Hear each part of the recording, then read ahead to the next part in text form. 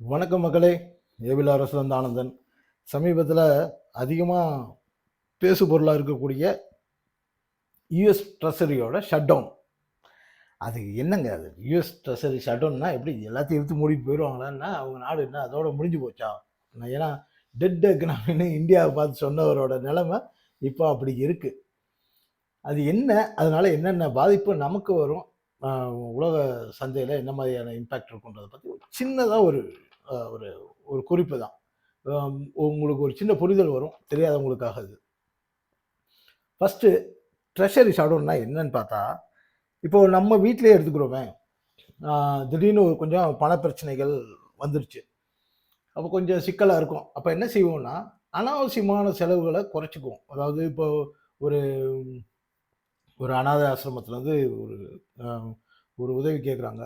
அதெல்லாம் இப்போ நிப்பாட்டிக்கிறோம். இல்லைங்க கொஞ்சம் டைட்டாக இருக்குங்க, அப்புறமா பண்ணிக்கலாம். ஒரு குழந்தைக்கு படிப்புக்காக செலவு பண்ணுறப்ப நம்ம வழக்கமாக செஞ்சுட்ருப்போம்.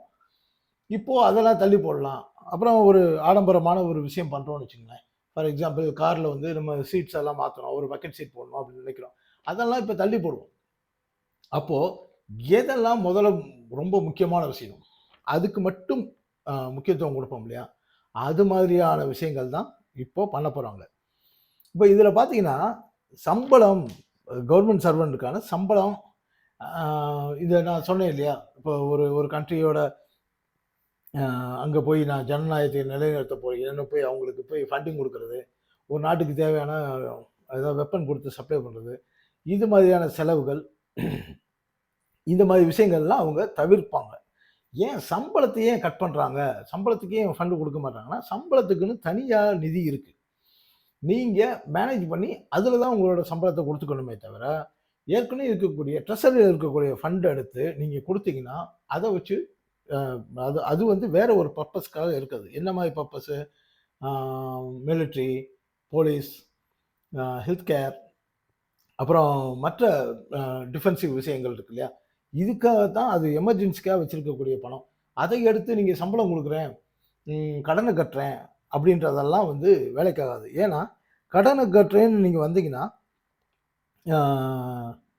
ஒரு வருஷத்துக்கு 1 ட்ரில்லியனுக்கு மேலே ஒவ்வொரு வருஷமும் அமெரிக்கா வந்து கடன் தொகையை கட்ட வேண்டியது இருக்கு. அப்போ அதை கட்டுறேன்னு சொல்லிட்டு இருக்கிற பணத்தை, ரிசர்வ்ல இருக்கக்கூடிய பணத்தை எடுத்து செலவு பண்ணிட்டீங்கன்னா, நிஜமாவே தேவைப்படுறப்ப பணம் இல்லாமல் மாட்டிக்கிடுவோம். இது அடிக்கடினா ரொம்ப அடிக்கடி இல்லை. இப்போ இதுக்கு முன்னாடி பார்த்தீங்கன்னா, ட்ரம்ப் பீரியட்லேயே வந்தது. அதுதான் இருக்கிறதுலே லாங்கஸ்ட் ஷட்டவுன் சொல்கிறாங்க. 35 டேஸ் வந்து ஷட்டவுனில் இருந்திருக்கு. அது அந்த 35 டேஸ் ஷட்டவுனில் வந்து அதனால ஏற்பட்ட பாதிப்பு எவ்வளோன்னா, கிட்டத்தட்ட $10 பில்லியன் வந்து யுஎஸ்க்கு லாஸ் ஆயிருக்கு. அதனால அதே மாதிரி அடுத்து பைடன் பீரியட்ல நடந்தது, அது ஜஸ்ட் ஒரு 3 டேஸில் முடிச்சுக்கிட்டாங்க. என்ன காரணம்னு பார்த்தீங்கன்னா, அதான் ஏற்கனவே பைடன் ட்ரம்ப் பீரியடில் நடந்ததோட பாதிப்பு மறுபடியும் வந்துடக்கூடாது அப்படின்றதுனால 3 நாளில் வந்து அதுக்கான ஒப்புதலை கொடுத்து அனுப்பிட்டாங்க. சரி, இந்த ஷட்டவுனை வந்து யார்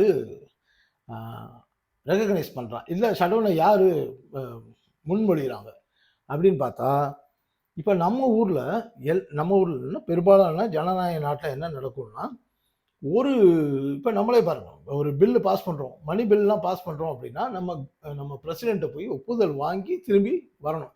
அதாவது பார்லிமெண்ட்டில் அந்த பில்லை பாஸ் பண்ணி அப்புறம் பிரசிடெண்ட் வந்து அது அப்ரூவல் கொடுக்கணும். எல்லா பில்லுக்குமே அப்படி தான் இருந்தாலும், மணி பில்லுக்கு மட்டும் பிரசிடெண்ட் வந்து கம்ப்ளீட்டாக ரிஜெக்ட் பண்ண முடியாது. இது கூடுதல் தகவல். ஸோ பார்லிமெண்ட்டில் எல்லாம் அப்ரூவல் கொடுத்தா மட்டும்தான் அந்த பில்லு பாஸ் ஆகும். அதே மாதிரி தான் ஒவ்வொரு முக்கியமான விஷயத்துக்கும் அமெரிக்காவில் இருக்கக்கூடிய செனட் மெம்பர்ஸும் இருக்கக்கூடிய காங்கிரஸ்ன்ற அமைப்பு தான் இதை முடிவு பண்ணும். அப்படி பண்ணுறப்போ அந்த மாதிரி பில் எப்படி பாஸ் ஆகும்னா, 100 பேர் இருக்காங்க, அப்படி 100 ஓட்டில் வந்து 60 ஓட்டு வந்து அந்த பில்லுக்கு ஃபேவராக இருக்கணும். அப்போ தான் அந்த பில்லு பாஸ் ஆகும். இப்போது ட்ரம்ப் முன்மொழிந்த அந்த ஸ்கீமுக்கு வந்து அதெல்லாம் முடியாது, இதில் இருந்தெல்லாம் பணம் தர முடியாது அப்படின்னு சொல்லிட்டு 55 பேர் ட்ரம்ப்புக்கு அகைன்ஸ்டாக ஓட்டு போட்டிருக்காங்க. இதில் என்ன கொடுமைன்னா, ரிப்பப்ளிக் பார்ட்டியை சேர்ந்த, அதாவது ட்ரம்ப்போட கட்சியை சேர்ந்த ஒருத்தரும் சேர்ந்து ட்ரம்ப்புக்கு அகேன்ஸ்டாகவே ஓட்டு போட்டிருக்காரு. அதனால இப்பொழுதைக்கு அதை நிப்பாட்டிட்டாங்க. ஸோ ஷட் டவுன் அனௌன்ஸ் பண்ணுவாங்க, இல்லை பண்ணிட்டாங்க. இந்த மாதிரியான ஒரு விஷயம் இருக்கு. ஏன் இப்போ இந்த விஷயம் நடந்திருக்கு அப்படின்னா, இவ்வளவு நாளா அந்த நாட்டு மேல இவ்வளோ டாரிஃப் டாரிஃப் இவர் பண்ண எல்லாமே பார்த்தீங்கன்னா 90% மேல காங்கிரஸோட ஒப்புதல் இல்லாம தான் அனுப்பியிருக்காரு.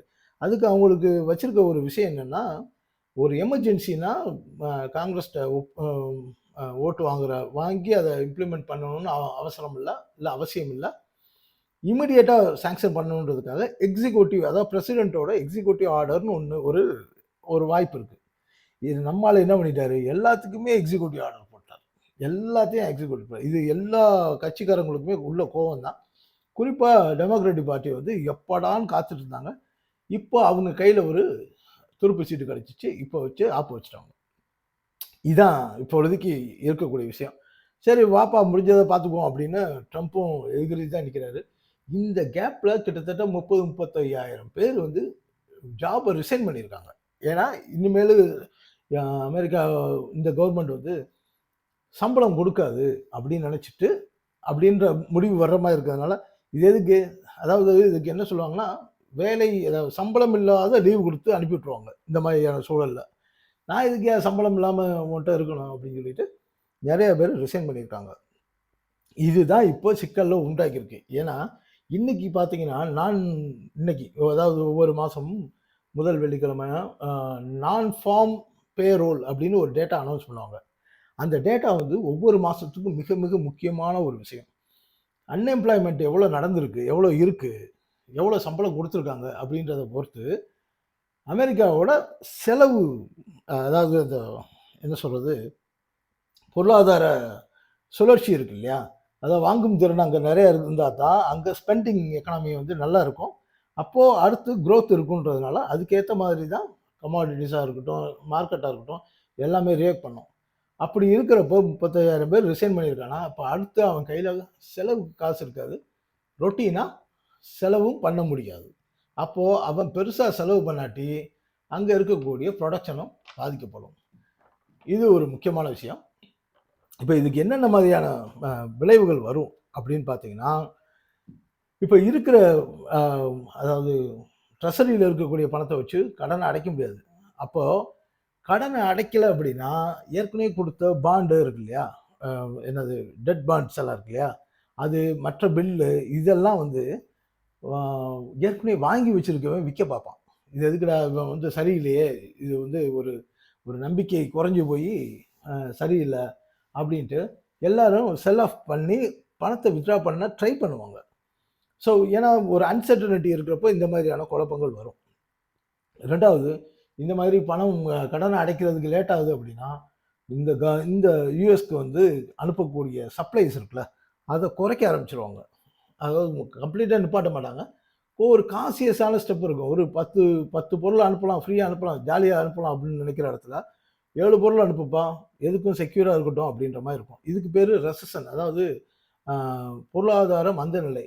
அமெரிக்காவுக்கு பொருளாதார மந்தநிலை வந்துச்சுன்னா ஊரில் இருக்க எல்லாருக்கும் வரும். அதுவும் குறிப்பாக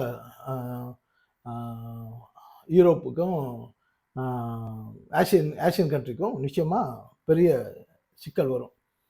இப்போ இதனால் என்ன ஆகும்னா ஷேர் மார்க்கெட் விழுகும், டாலரு விழுகும். அப்போ டாலர் விழ கோல்டு ப்ரைஸ் எகிரும். கொஞ்ச நாளைக்கு முன்னாடி கோல்டு பற்றி போட்ட ஒரு போஸ்ட்டில் கேட்டிருந்தாங்க, நிறைய பேர் கேட்டிருந்தாங்க, அது எப்படி கோல்டு வந்து $4,000 வரைக்கும் எப்படி போகும் அப்படின்னா, டெக்னிக்கலாக ஒரு விஷயம் காமிச்சிருச்சுன்னா அதுக்கேற்ற மாதிரி நியூஸ் வரும் அப்படின்றதுக்கு இது ஒரு நல்ல எக்ஸாம்பிள். என்ன நடந்திருக்கு பாருங்க. இப்போ இந்த மாதிரியான ஒரு நெகட்டிவ் நியூஸ் வந்திருக்கு. அதனால பாண்டெல்லாம் செல் ஆஃப் பண்ணிட்டு கோல்டுலாம் மறுபடியும் நிறைய பேர் இன்வெஸ்ட் பண்ண போவாங்க, செக்யூரை பேஸ் பண்ணி. சரி, கடைசி என்ன நடக்கலாம்? அதாவது ட்ரம்ப் வந்து டெமோக்ராட்டிக் பார்ட்டிகிட்ட வந்து மடங்கி போய் நாட்டோட நிலைமை ரொம்ப மோசமாக போகுது அப்படின்றதுனால பல எக்ஸிக்யூட்டிவ் ஆர்டர்ஸ் இருக்குல்ல.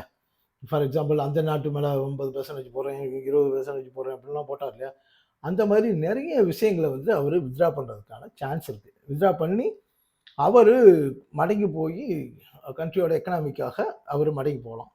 அப்படி இல்லை அப்படின்னா ரொம்ப ஹையாக ப்ரெஷர் கொடுத்து ட்ரம்ப்பை வந்து அடுத்த அடுத்த கட்டத்துக்கு இந்த மாதிரி அடாவடியை இயங்க விடாமல் தடுத்தா அமெரிக்காவில் பெரிய குழப்பம் வரும். ஏற்கனவே பல மாகாணங்களோட இவருக்கு முதல்ல இருக்குது, குழப்பம் வரும். அப்போது ஒரு ஒரு அன்சர்டனிட்டி உலகம் முழுவதும் வரும்.